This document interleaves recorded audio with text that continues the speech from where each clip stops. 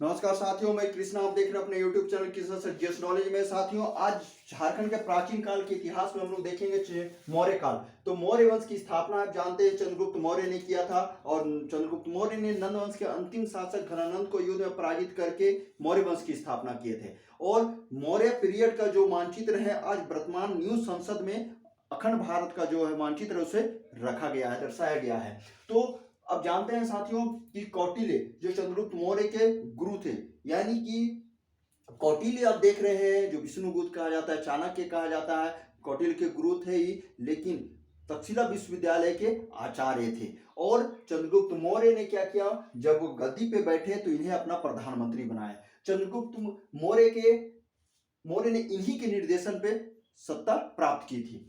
कौटिल्य ने अपने ग्रंथ में अर्थशास्त्र में लिखा है कि मगध के दक्षिण भाग में विभिन्न प्रकार के धातु, लोह, जस्ता, तांबा और सोना पाया जाता है।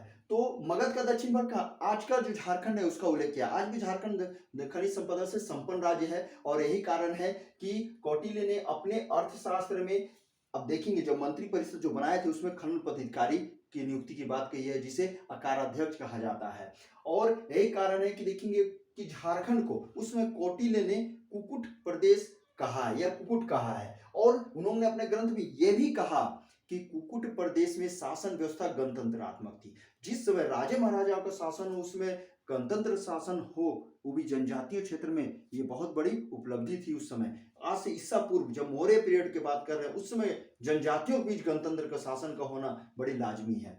साथियों, कौटिल्य ने अपने अर्थशास्त्र में ये बताया कि चंद्रगुप्त मौर्य ने आर्टिक नामक पदाधिकारी का नियुक्त किया था। अब आर्टिक नामक पदाधिकारियों का काम क्या था कि जनजातियों के पास, जो झारखंड के जनजाति थे, उन पर अपना नियंत्रण रखना और उस जनजातियों को अपने हित में अर्थात मगध के हित में प्रयोग करना, और साथ ही शत्रुओं से किसी प्रकार का उनका गठबंधन ना हो, इस पर भी रोक लगाने की कोशिश की थी। यानी उनका यही काम था। और इसलिए थी कि मौर्य पीरियड में देखेंगे इन जनजातियों को अपने सेना में भर्ती करना, झारखंड से हाथियों को प्राप्त करना ताकि अपने सैन्य बल को बढ़ाया जाए, ये सारी चीज करते थे। साथियों, फिर देखेंगे कि इस झारखंड का जहां तक बात है कि इन आठवीं जो अधिकारी थे, इन आठवीं अधिकारी के अधीन नागाध्यक्ष, वनाध्यक्ष और नागपाल जैसे पदाधिकारी काम करते थे। कौटिल्य ने अपने शास्त्र में झारखंड में इंद्रवानक नदियों से हीरे निकलने की बात कही है। यानी उन्होंने कहा कि इंद्रवानक नदियों से हीरे प्राप्त करते थे। तो इंद्रवानक संभवतः आप देखेंगे ईब और शंख नदी से संबंधित क्या है। साथ ही ये भी बोला गया है कि झारखंड, जो आज का झारखंड है, मगध के दक्षिण भाग, जो आज का झारखंड है, वहां से दक्षिण भारत जाने के लिए एक व्यापारिक मार्ग झारखंड से होकर गुजरती थी, और झारखंड से गुजरती थी। इसका मतलब यह हो गया है कि झारखंड का कहीं न कहीं मौर्य समाज साम्राज्य के समय राजनीतिक, आर्थिक, सामाजिक रूप से विशेष महत्व था। और साथियों देखेंगे सम्राट अशोक, तो सम्राट अशोक के समय झारखंड की जो वस्तु स्थिति थी, तो उस समय चर्चा करेंगे। तो सम्राट अशोक का कार्यकाल 273 ईस्वी पूर्व से 232 ईसा पूर्व, और सम्राट अशोक चंद्रगुप्त मौर्य के पुत्र थे। अब चंद्रगुप्त मौर्य के पुत्र का नाम बिंदुसार था, बिंदुसार का पुत्र सम्राट अशोक थे। और सम्राट अशोक का जो देखेंगे साथियों, जनजातियों से अर्थात झारखंड के जनजातियों पर अप्रत्यक्ष नियंत्रण था। यही कारण है कि सम्राट अशोक जब गद्दी बैठते हैं और बौद्ध धर्म प्रचार करने की बात आती है, तो झारखंड में बौद्ध धर्म प्रचार करने के लिए बौद्ध भिक्षु रक्षित को भेजते हैं। और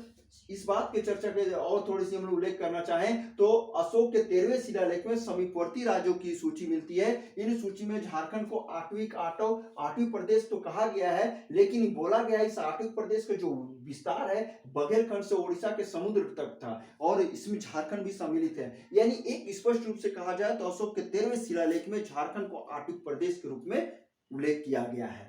और अशोक के पृथक कलिंग के दूसरे शिलालेख में कहा गया है कि झारखंड की जनजातियों को मेरे धर्म का आचरण करना चाहिए, यानी बौद्ध धर्म का आचरण करना चाहिए, ताकि वे लोक परलोक को प्राप्त कर सके।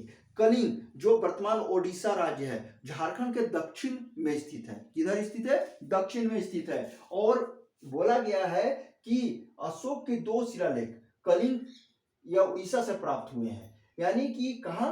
तो उड़ीसा के कहां से प्राप्त हुए हैं? धौली, जो पुरी जिले में है। पुरी जहां जगन्नाथ मेले लगते हैं, रथ में मेला लगता है। फिर जौगढ़ गंजाम जिले, ये भी उड़ीसा में स्थित है। और झारखंड के उत्तर पश्चिम में अहरोरा मिर्जापुर यूपी में स्थित है।